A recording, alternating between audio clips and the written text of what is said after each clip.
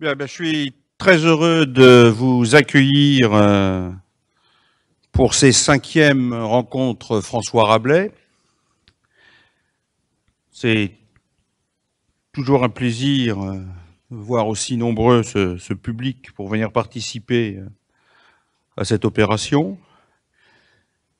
Cette année, nous avons un petit peu innové puisque le thème principal est moins orienté vers la cuisine que vers le tourisme. C'était une tentative d'ouverture et aussi un moyen de montrer que l'approche de l'alimentation par l'Institut européen d'histoire et des cultures de l'alimentation était quelque chose de très très large.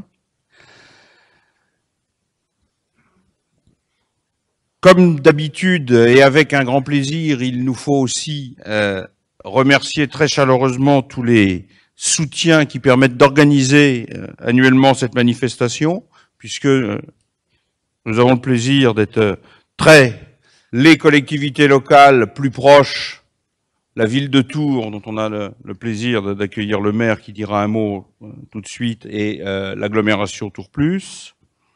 Le Conseil général d'Indre-et-Loire, qui est cette année également un acteur actif. Et puis nous avons profité du soutien pour la logistique et la communication, également de nombreux partenaires. Et il faut citer les 3 organismes consulaires locaux qui ont joué un rôle actif. La FLIT, le lycée hôtelier de Blois et l'Union des lycées hôteliers. Et ça, c'est important parce que c'est le lien auquel on est très attaché à l'Institut pour l'organisation de ces rencontres François Rabelais avec l'éducation nationale. C'est quelque chose qui nous semble très important. Depuis l'origine, l'objectif de ces rencontres est d'avoir une ouverture, je dirais quasiment quadripartite, entre les enseignants-chercheurs, le grand public, la presse et l'éducation nationale et les enseignants de ce domaine. Et nous sommes très attachés à ce qu'ils soient présents et donc nous sommes très heureux de leur présence et de leur collaboration très active à cette organisation. C'est quelque chose sur lequel je tenais à insister. Et puis je tiens à dire un mot aussi, parce que sans eux, ces rencontres ne se dérouleraient pas comme elles se rencontrent, à l'ensemble du personnel de l'Institut qui est sur le pont depuis un moment, qui va être sur le pont pendant ces 2 jours, et auquel il faut dire un grand merci.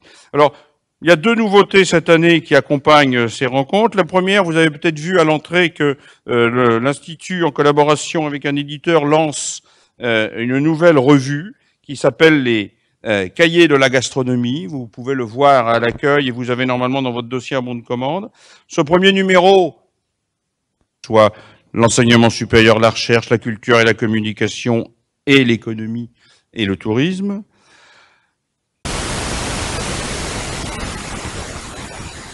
présente un compte-rendu des précédentes rencontres, des 4e rencontres, qui étaient sur le thème « Qu'est-ce qu'un bon restaurant ?» Et l'objectif est d'essayer d'arriver à ce que cette revue puisse avoir une publication régulière et contribuer à la diffusion de la culture gastronomique, qui est une des missions de l'Institut. Donc un numéro trimestriel dont on espère qu'on fêtera dans de nombreuses années le succès.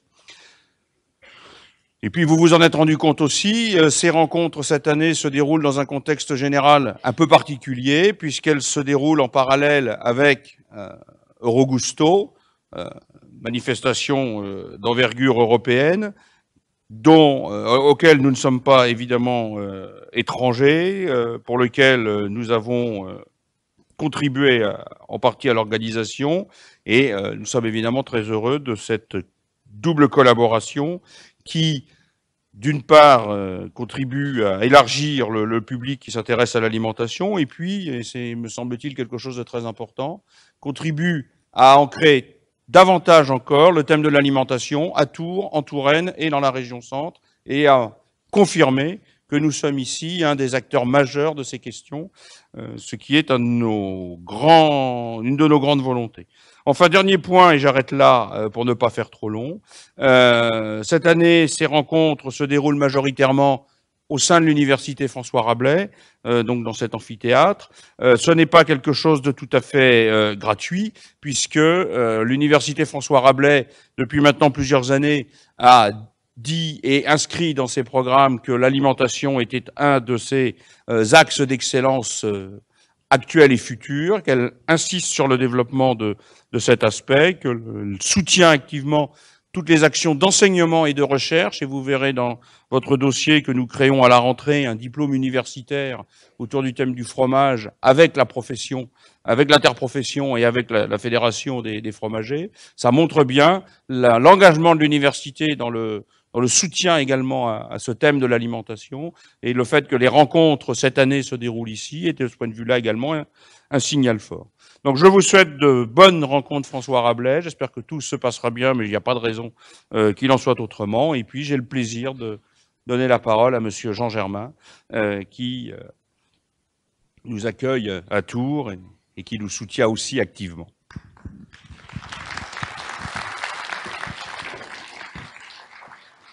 Merci beaucoup.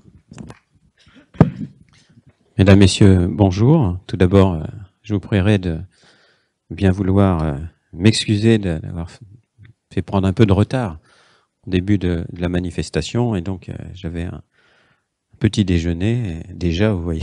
Donc, c'était très difficile d'inviter des gens au petit déjeuner à 7h30. Je dis que parfois, mon prédécesseur, Jean Royer, le faisait, hein, vers 7h30, 7h. Bon, mais enfin, changement d'époque aussi. Bon, et actuellement, si à part un ancien officier de cavalerie à la retraite, il est très difficile de convoquer les gens avant 7h. Voilà, bon. Ma foi, ça a permis à tout le monde d'arriver et de prendre son café, croissant, viennoiserie, tranquillement. Enfin, je l'espère en tous les cas. En tout cas, veuillez accepter de m'excuser. Donc, permettez-moi de vous dire que je suis heureux d'être parmi vous aujourd'hui, donc à l'occasion de ces rencontres dans cet amphi, hein, en plus que je connais bien. Rencontre donc qui constitue un moment d'échange privilégié et précieux. Et donc, je voulais, par ma présence, rappeler mon attachement et celle de la ville et de l'agglo, hein, et de la région à cette approche de l'alimentation telle que l'Institut européen d'histoire et des cultures de l'alimentation la promeut. Donc l'alimentation appréhendée comme objet patrimonial, comme objet culturel, l'alimentation vue à travers le prisme des sciences humaines, histoire bien sûr, mais aussi sociologie, ethnologie, etc. La diversité des activités de l'Institut rend assurément compte de la richesse de cette approche. Il y a des manifestations grand public, l'organisation de colloques, la coordination d'opérations scientifiques. Donc la palette est vaste et les rencontres François Rabelais trouvent leur place au sein de cet ensemble d'initiatives qui contribuent à faire avancer la réflexion collective. En tant qu'ancien président de l'Université François Rabelais, je suis infiniment sensible à la nécessité de définir des axes forts au sein de la politique scientifique d'un établissement, et la collaboration entre l'Institut et l'Université de Tours, à ce titre exemplaire, a précisément permis l'émergence des cultures alimentaires comme l'un de ses axes prioritaires. Une véritable volonté de donner vie à un pôle d'excellence autour des thématiques alimentaires a émergé depuis plusieurs années et ne cesse de se confirmer et de s'épanouir depuis. Il faut bien sûr s'en féliciter. C'est, je crois, la seule façon de mettre en œuvre une politique de recherche ambitieuse, cohérente, dotée de moyens appropriés. La ville de Tours et l'agglomération, donc en soutenant cet institut, en l'hébergeant, notamment au sein de la magnifique maison de Tristan, lieu digne d'une telle institution, contribuent de son mieux à cet effort. Je suis heureux aussi qu'au-delà du dynamisme scientifique de l'université François Rabelais, qui ne manque pas de rejaillir sur la ville de Tours, notre ville soit, à travers une manifestation telle que ces rencontres, associée aux valeurs du bien manger et à celle de la qualité de vie passant par la qualité alimentaire. une telle association me paraît, pour notre ville, à la fois légitime et logique. Par les atouts dont elle est dotée, Tours est en effet une ville particulièrement propice au développement d'un pôle d'excellence autour des cultures alimentaires. La tenue, à partir d'aujourd'hui, de la Biennale Eurogusto, qui s'ouvre en même temps que cette session, reflète elle aussi ce désir de notre ville de concilier préservation du patrimoine culinaire et préoccupation environnementale. Du reste, la tenue d'Eurogusto s'inscrit dans le prolongement de l'organisation des rencontres qui ont, en quelque sorte, ouvert la voie. Monsieur Chevrier, on vous doit beaucoup. Je suis également sensible à l'esprit dont les rencontres François Rabelais sont porteuses. Cette opportunité de dialogue, d'échange entre des personnes venues de tous les horizons constitue une chance unique.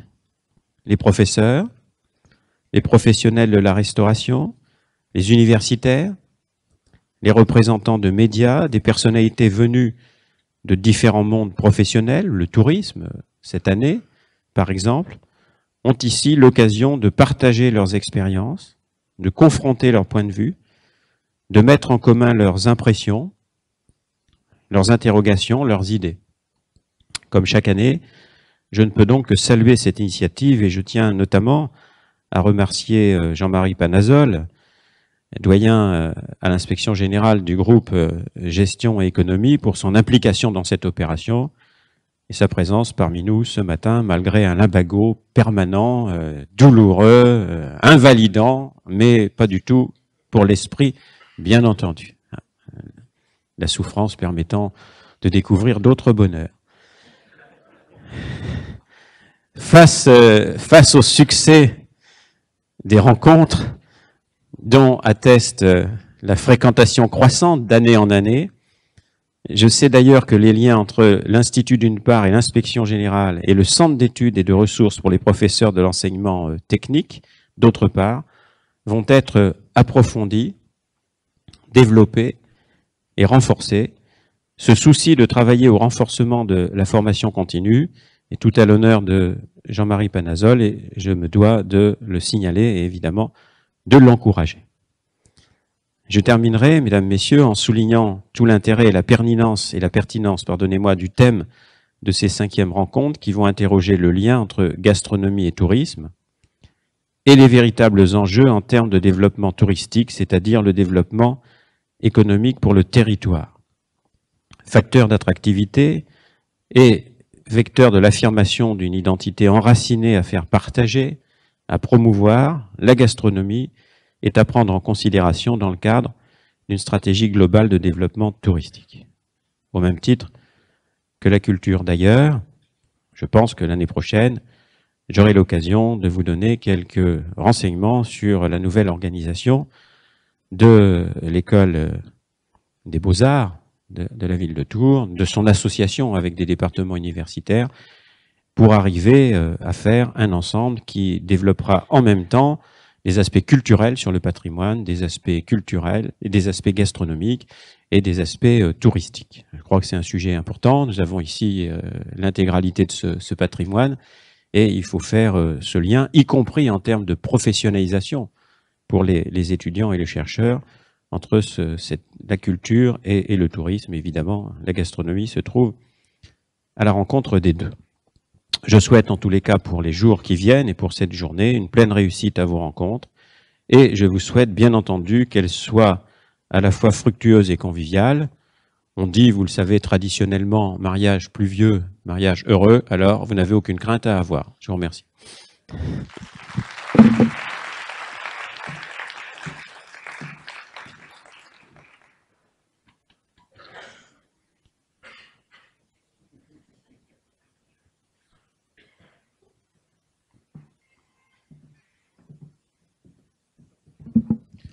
Bien, mesdames et messieurs, bonjour. Monsieur le maire, mon cher Jean, merci pour ces quelques mots d'encouragement. Monsieur le président de l'université ou son représentant, je suis vraiment très heureux de vous accueillir une nouvelle fois pour la 5e fois pour ces rencontres François Rabelais et ce forum de l'UEHCA et au nom du ministre de l'Éducation nationale, et vous me pardonnerez, au nom également de Madame la ministre de l'Enseignement supérieur, puisque ce colloque embrasse effectivement ces deux ministères. Et, vraiment vous dire combien ces rencontres sont importantes. Elles s'installent durablement dans le paysage. Elles sont attendues chaque année. C'est leur cinquième édition maintenant. Et dans un secteur, celui de l'hôtellerie, de la restauration, de la gastronomie, de l'alimentation, où on avait coutume de dire il y a quelques années que peu de choses se faisaient, notamment au niveau universitaire. J'ai déjà eu l'occasion de le dire il y a 2 ans, un ministre passé nous reprochait de ne pas avoir suffisamment de recherche dans ce secteur. Eh bien, nous prouvons, année après année, avec l'IEHCA, et je remercie son président de son action, que dans ce secteur, nous pouvons également être autre chose qu'un objet scientifique, mais aller beaucoup plus loin dans la recherche. Effectivement, ces rencontres, François Rabelais, qui permettent à des professionnels de renom du secteur de l'hôtellerie, de la restauration, du tourisme, à des universitaires, à des journalistes, à des enseignants, à des inspecteurs territoriaux, à des chefs d'établissement, à des chefs de travaux, de se rencontrer une fois par an et de débattre de thèmes tels que celui que nous allons évoquer aujourd'hui, sont essentiels pour la dynamique d'un secteur d'activité et de formation qui se caractérise par une étroite relation, et c'est ce qui en fait sans doute la force, étroite relation entre les acteurs de la formation et les acteurs de la production ou les acteurs économiques. J'ai coutume de dire effectivement que ce qui fait souvent par rapport à d'autres secteurs de formation, la force et la puissance de l'école hôtelière française et des formations au tourisme, c'est l'étroitesse de ces relations et la permanence de ces relations avec le monde professionnel. Les rencontres de l'IEHCA en sont un témoignage. Et elles sont aussi le lieu d'évoquer une fois par an des sujets qui effectivement traversent la communauté que nous représentons. Et je voudrais revenir sur ce qui est évoqué aujourd'hui, sous forme de clin d'œil, la gastronomie vaut-elle le détour? Alors bien évidemment, quand on lit sous la présidence de Marc Menot, on se dit que effectivement Vézelay, ou quand on pense à Régis Marcon, Saint-Bonnet-le-Froid, ça vaut le détour, bien évidemment. Mais je crois qu'au-delà de ce clin d'œil, chacun aura compris, et Jean Germain vient de le développer, que la question qui se pose aujourd'hui, de se voir quelle est la relation qui peut se nouer entre le territoire, au sens le plus large du terme, dans son développement économique, dans son histoire, dans sa culture, et la gastronomie. J'avais un échange très récemment avec un journaliste qui me demandait si en Touraine on pouvait envisager un développement du tourisme autour de la gastronomie. La réponse me paraît évidente. Elle me paraît évidente, quoique. Et je crois que c'est tout l'intérêt du débat que nous allons avoir. Ça n'est pas parce que nous avons des grands chefs, ça n'est pas parce que nous avons d'excellents produits, ça n'est pas parce que on dit depuis des années que la Touraine est le jardin de la France, que forcément, on peut développer et voir se développer un courant touristique qui a du sens, qui prend sa part. Je crois que c'est une volonté des différents acteurs, des acteurs de la formation, des acteurs économiques, des acteurs des collectivités territoriales, qui dans le cadre d'un projet commun, d'un projet partagé, pourra induire et développer cette forme particulière de tourisme qu'est le tourisme gastronomique. Pour autant, bien évidemment, ce sujet est bien plus large et vous allez le découvrir autour de des différents ateliers et des différents thèmes qui vont être développés. Je souhaite effectivement, comme je le redis à chaque fois, que ce moment ne soit pas un moment unique de réflexion, mais qu'il irrigue tout au long de l'année, tout au long des réflexions dans les différentes pôles que sont les écoles, les universités ou tout autre lieu, le débat, l'échange. Nous avons ici, effectivement, bon Jean l'a remarqué, nous allons vraisemblablement, du moins je l'espère, pouvoir concrétiser tout le travail accompli par l'IEHCA sous forme d'une convention avec le CERPET, donc qui est un organisme qui dépend du ministère de l'Éducation nationale chargé de la formation des enseignants, et permettre ainsi sans doute de donner une véritable reconnaissance à tout le travail engagé depuis plusieurs années par l'IEHCA et par l'ensemble des acteurs dont Francis Chevrier est là, et que je remercie véritablement de son action pour que cette opération soit pérennisée. Nous avons effectivement d'autres moyens, au travers des centres de ressources, de continuer cet échange et ce dialogue. Et je vous souhaite véritablement donc un très bon séminaire, de très très bons échanges, et j'invite les uns et les autres, au-delà effectivement des tables rondes et des thèmes et des moments que vous allez vivre ici, tout au long de l'année, à participer à cet échange et à contribuer à montrer toute la vitalité de ce secteur, à la fois économique mais aussi de formation, et de continuer à le faire rayonner. Je vous en remercie.